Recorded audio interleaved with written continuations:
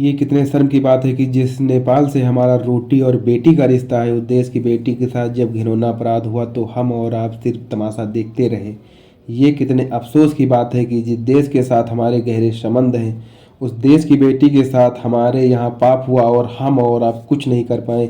जिस देश से हमारा संस्कृति और संस्कारों का नारा है, देश की बेटी के साथ जब अत्याचार हुआ तो हम तमाशा देखते रह गए। और वह उस देश से आती है जहाँ से हमारी माता सीता हमारे देश को आई थी। KIT यूनिवर्सिटी में नेपाल की बेटी पढ़ने आई थी, कुछ बनने के लिए आई थी, मगर एक आवारा बदमिजाज लड़के का वह शिकार हो गई। अफसोस इस बात का और ज्यादा है कि जब बेटी के साथ ज्यादती हुई तो कॉलेज के प्रशासन ने कार्रवाई करने की जगह लीपापोती शुरू कर दी। छोड़ो तुम्हारे पैसे। चलो 40,000 बच्चों को वो आदमी खिला रहा है, पढ़ा रहा है फ्री में बिठा के। तुम्हारे कंट्री का उतना बजट होगा। नहीं कोई बोलो नहीं, देखो इसका सामान पैक करो, बोलो मत, सामान जल्दी पैक करो, नहीं तो पुलिस आके पैक करेगा। सामान पैक करो, यहाँ कोई भी मुझे दिखाई नहीं देना चाहिए।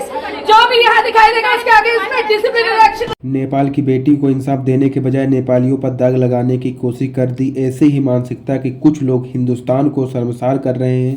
KIT प्रशासन क्या सोच रहा है, उसका पाप सामने नहीं आएगा, सच सामने आ ही जाता है। ये तो एक बच्ची की मौत का मामला था। मन में सवाल आता है कि क्या कसूर था उस बिटिया का? क्या यही कसूर था कि वह नेपाल से उड़ीसा पढ़ने आई थी?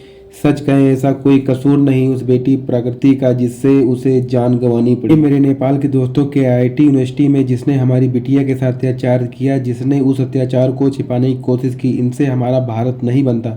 भारत के सच्चे लोग वो हैं जो वसुधैव कुटुंबकम का नाम लेते हैं। वो लोग हैं जो बेटी को देवी का दर्जा देते हैं। हाँ, मानते हैं जो उड़ीसा में हुआ उससे पूरे देश को सहम कर रख दिया, और हम उसको लेकर भी शर्मिंदा हैं। जो घटना हुई उसको लेकर भी, घटना के बाद जो हुआ उसको लेकर भी नहीं होना चाहिए था।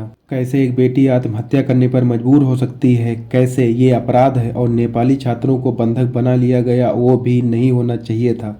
और उसके बाद उनका फ़ोन छीन लेना, ये चोरी के बाद सीना चोरी जैसा था। लेकिन फिर भी हम आपसे कह रहे हैं जो हुआ वो बदल नहीं सकते, लेकिन इंसाफ की लड़ाई में हम आपके साथ हैं। और हम नेपाल वासियों से गुजारिश करते हैं कि हम सभी हिंदुस्तानी आपके साथ हैं। इस जुल्म और अत्याचार के खिलाफ आपकी आवाज़ में हमारी भी आवाज़ है।